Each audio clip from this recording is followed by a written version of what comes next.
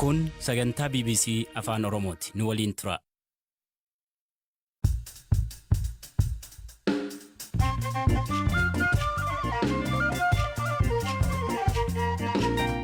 Akka mooltan dhaggeeffattoota keenyaa sagantaa keenya muddee 19/2022 ka guyyaa wiixataa eegalleerraa ana Hamzaa Hussein. Sagantaa keenya har'a qabanne keessatti hojiirra oolmaa waliigaltee nageenyaa irratti komii qondaaltonni Tigraay mootummaa federaalaa irraa qaban isan biraan geenya.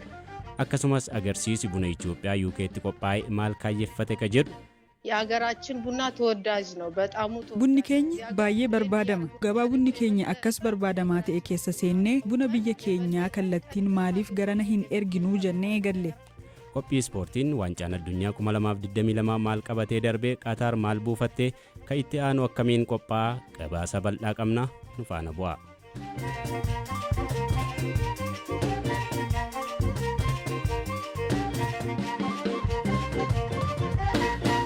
Odeessa keenya jalqabaan mootummaa fi uummanni Tigraay sanada waliigaltee nagaa hojiirra oolchuudhaaf onneerraa fudhatanii hojiitti hiikaa jiraatanis mootummaan federaalaa waadaa waliigaltichaa hojiin agarsiisaa hin jiru jedhan dursaan adda bilisa baasaa uummata Tigraay Dabratsiyoon Gabra Mikaa'el. Qondaalli kun koraa ariifachiisaa mana maree ja'affaa waggaa sadaffaa Tigraay irratti wayita gabaasa dhiyeessanitti kana dubbatan jechuun TPLF fuula feesbuukii isaan irratti barreesseera. Firaa'ol Balaay. mootummaan federaalaa garuu waliigaltee nagaa mallattaa'ee hojiirra oolchuudhaaf hojjechaa akka jiru himeera. Sadarkaa raawwiin sanada waliigaltichaa hojiitti hiikuun irra jiru kan ji'a tokko ilaalchisuun gabaasa mana maree Tigraayiif dhiyeessaniin erga waliigalteen nagaa mallattaa'ee as uummanni fi mootummaan Tigraay gaaffiiwwan waliigaltee nagaa hunda raawwachaa jiru jedhan Dr. Dabratsiyoon. Haa ta'u malee gama mootummaa federaalaatiin karaa gargaarsa namoomaatiin wantoonni jajjabeessan jiraatanis qabxiiwwan waliigaltichaa hafan ilaalchisuun waadaa galee raawwachaa akka hin jirre ibsaniiru. Muddee 17 tajaajilli koominikeeshinii mootummaa federaalaa ibsa baaseen magaalaa Maqalee dabalatee naannoo Tigraay bakka garaagaraatti gochi saamichaa bifa gurmaa'een gaggeeffamaa jiraachuu beeksisee ture. Ibsa kanaan Tigraay bakkeewwan humni raayyaa ittisaa mootummaa hin qaqqabin jirutti saamichi garaagaraa gaggeeffamaa jiraachuu beeksiseera. Mootummaan ibsa isaa kana keessatti waliigaltee nagaa sanarratti waadaa uummataa fi biyyaaf galee raawwachaa akka jiru eeruun yeroo ce'umsaa kana akka carraatti fayyadamuun Maqalee fi bakkeewwan birootti saamichi gaggeeffamaa jira jedheera. Humnoonni Eertiraa fi kan Amaaraa yakka hamaa uummata Tigraay irratti raawwachuu itti fufaniiru jechuun mootummaan humnoota kanneen bu'uura waliigaltee irra gahameetiin akka baasuuf gaafataniiru. Dr. Dabratsiyoon Gabra Mikaa'el gareen gamtaa Afrikaa hojiirra oolmaa waliigaltee hordofu ammallee Tigraay akka hin galle himuun waliigalteen nagaa qajeelummaatti hojiirra akka ooluuf garichi gara naannichaa deemuun isaa haalaan kan eegamuudhas jedhaniiru. Ibsa saamicha magaalaa Maqalee dabalatee Tigraay bakka adda addaatti gaggeeffamaa jira jechuun mootummaan federaalaa baasee hordofee aanga'aan TPLF marii nagaa gaggeeffamaa ture irratti dursaa garee aangoota Tigraay kan turan obbo Geetaachoo Raddaa yaaddoo nageenyaa kamiyyuu nuti furuu hin dandeenye kan uummanni keenya furuu hin dandeenye namni kamiyyuu furuu hin danda'u furuufis hin taa'u jechuun fuula Tiwiitaraa isaanii irratti barreessaniiru. Waliigalteen nagaa uumame akka hin gufanneef jecha bu'uura waliigaltichaatiin addawwan waraanaa 4 irraa akka gadhiisan taasifamu kan ibsan Dr. Dabratsiyoon Gabra Mikaa'el gama raayyaa Itoophiyaatiin garuu kun akka hin raawwatamin himan. Akkaataa waliigaltee waraana dhaabuu irra gahameen humni mootummaa federaalaa Maqalee galuun dhaabbilee gurguddoo ta'an akka to'atu kan ibsame ta'ullee hanga ammaatti gara magaalattiitti hin galiin jira. Mootummaan ibsa baase kanaan gocha saamichaa gaggeeffamaa jira jedhe keessatti warri hirmaatan hundinuu itti gaafatamummaa jalaa hin bahanii jechuun mootummaan nageenya uummataa eeguudhaaf itti gaafatamummaa irra jiru bahachuudhaaf waan barbaachisu hunda ni godhaa jedheera. Ji'a tokko dura ture Afrikaa kibbaa magaalaa Piriitooriyaatti itti aansee ammoo Keeniyaa Naayiroobitti waraana waggoota 2 dhiiga dhangalaasee ture dhaabuudhaaf mootummaa federaalaa fi TPLF gidduutti waliigalteen kan raawwatame.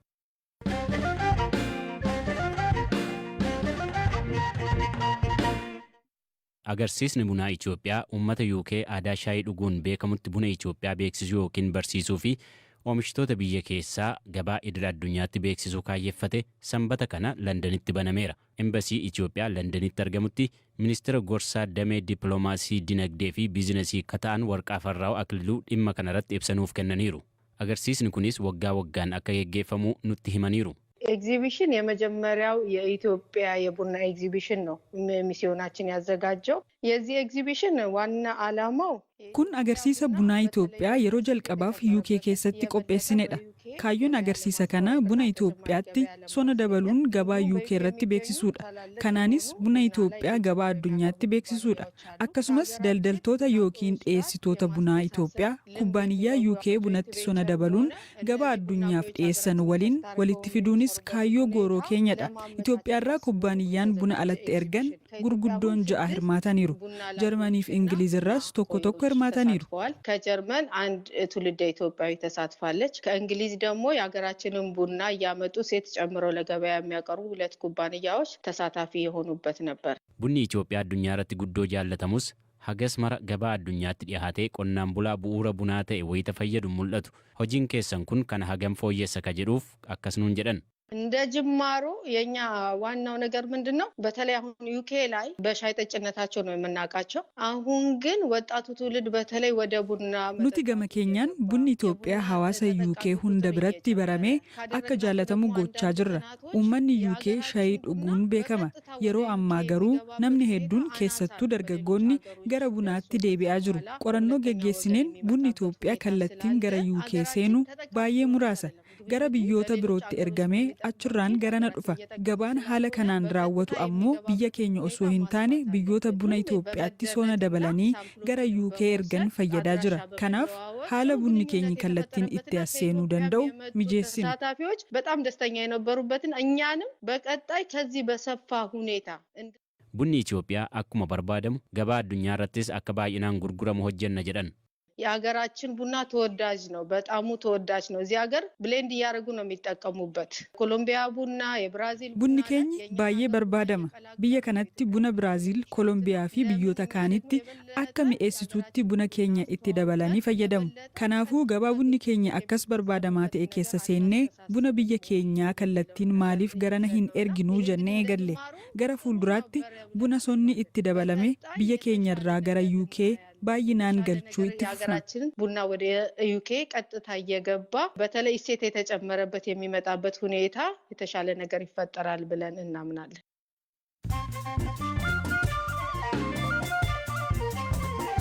Dhaggeeffattoota keenyaa gidduutti mooduun gaggabaabessinitti himaa Afrikaan waggoota 15 haga 20 keessatti wancaa addunyaa ni mo'atti jedhe leenjisaan garee biyyaalessaa Morookoo Waalid Regraayi.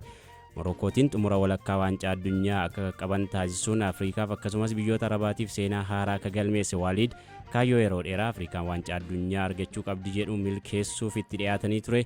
Leenjisaan umurii waggaa 47 Waalid Afrikaan waancaa bara 2026 geggeeffamurraa kaasee biyyoota 5 ol ardittii bakka bu'an qabaachuun ni cimti jedhee amana.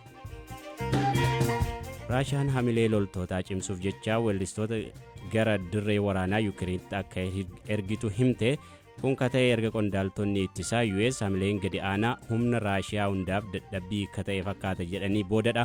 Birgeediin aartii kun ka duula dhiyeenyaa uummanni meeshaa muuziqaa loltootaaf gumaachaa jedhu hordofee dhufe. Hamilee kakaasuudhaaf aadaa seenaa keessatti muuziqaa waraanaa fi qophii bashannanaa beekamudha jetti UK'n.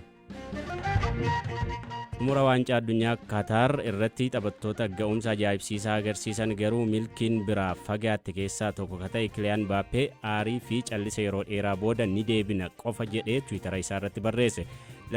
Dallansuu isaa booda pirezidaantiin Firaansillee dirree seenanii isa jajjabeessaa turanii taphataan taphattoota kaan caalaa goolii 8 galchuun erga 1966 ka jalqabaa ta'e kun kophee warqii fudhateera. Mucaan dhiiraa umuriin ganna 2 ta'ee mana isaa kaaba lixa Yugaandaatti argamutti roobiin liqimfame lubbuun oolee. Daa'imni maqaan isaa Igaa Paawul jedhamu kun yeroo roobiin kun dhufee isa liqimsu qarqara haroo Edward mana isaaniitti dhiyoo jiru taphachaa ture. Bineensi kun dhufee daa'ima kana butee gar tokko qaama daa'ima kanaa liqimse jedhe poolisiin. Taatoo beekamtuun Iraan erga mormitoota mootummaa akka deeggartu ibsite booda aanga'ooti biyyattii to'annoo jala ishee oolchaniiru. Taraane Alidost himata waa'ee sochii mormitootaa irratti soba raabsiteetti jechuun to'annoo jala oolfamuu ishee miidiyaa mootummaa biyyattii gabaaseera. Torban darbee fuula Instagram ishee irratti namichi tokko sababa hidhaa mormitootaa waliin wal qabatuun murtee du'aan adabamuu isaa balaaleffatteetti. Taraane ka beekamtu fiilmii badhaasa Oskaar injifatee The Salesman jedhamuudha oduun kanuma.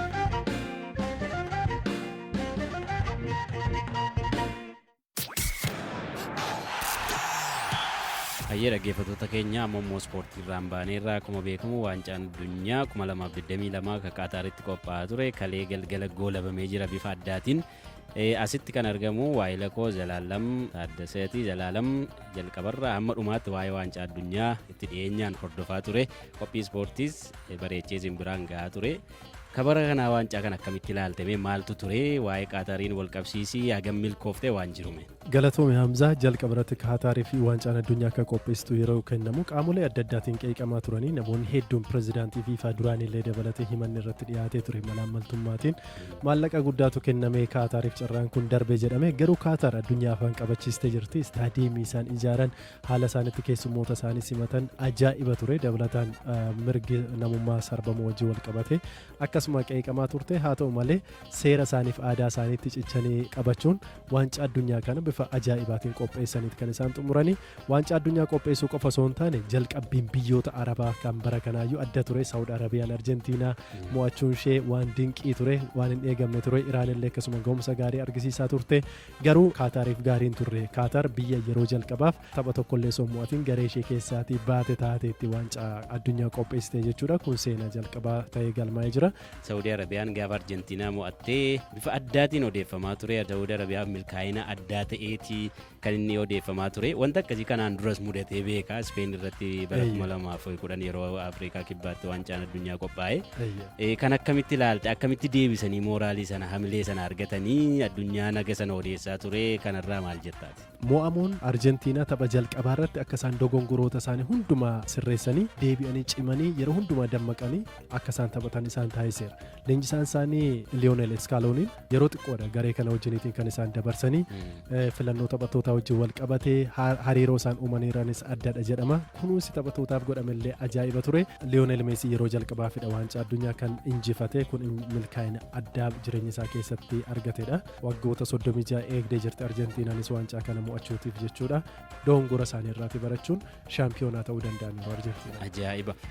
Qaataar keessa akka jalqaba qeeqamte osoo hin taane qophiin xumuraa kaleessaa ajaa'iba ture. Haala kanaan biyyi waancaa addunyaa xumurte hin jirtu jedhamaa ture.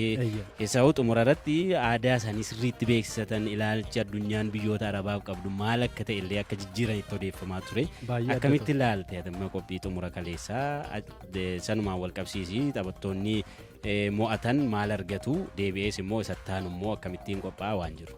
Waancaan addunyaa kun ijaarsa istaadiyeemii isaarraati jalqabe addunyaa kaaniif fakkeenya guddaa kan ta'ee fi kan milkaa'aa ta'e isa bara kamirraayyuu adda akka ta'edha kan himamaa ture. Gianni Infantino pirezidaantiin FIFA illee kana ibsanii biyya Qaataar illee hedduu galateeffatanii jiru. Keessummoota gurguddoo mootota warra biyyoota arabaa kana kan Qaataar Saawudii dabalatee achitti argamanii jiru. Gaggeessitoota addunyaa keessaa Emmanuel Macron biyyi isaanii Faransaay yeroo waancaa morkattu achi turanii garuu haallitti amantaa isaanii aadaa isaanii addunyaatti beeksisanii fi badhaasa isaan kennan uffata Lionel Messiitti uffisanillee argitee jirta. Baay'ee kan bareeduu fi miidhagu ture. Biyyi waancaa addunyaa Qaataar injifatte Arjentiinaan badhaasa paawundii miiliyoona 40 kan isheen argattu. Waancaa kanaaf darbuuf immoo gara miiliyoona 1.5 kan siqu duraan kan kennameeruuf ni jira. Walii galatti gara paawundii miiliyoona 41 ol fudhatanii gara biyya isaaniitti deebi'u jechuudha. Faransaay paawundii miiliyoona 30 akkasumas biyyi sadarkaa sadaffaatiin xumurte Kroosiyaan immoo gara paawundii miiliyoona 25 argataniiru jechuudha. Badhaasni kennamu kanneen ture. Waancaa addunyaa bara 2026 magaalota 16 keessatti gaggeeffama. Isaanis Meeksikoo, Kanaadaa fi Ameerikaa biyyoota sadiitu waliin ta'ee qopheessa jechuudha. Biyyoota 32 hirmaata osoo hin taane gara biyyoota 48tti ol guddatee carraa Afrikaa hin qabdullee lakkoofsa dabaluu ni danda'a jechuudha waancaa addunyaatti aanu irratti. Ayyee Zalaalam odeeffannoo nu biraan geesseef hedduu galatoom. Galatoome.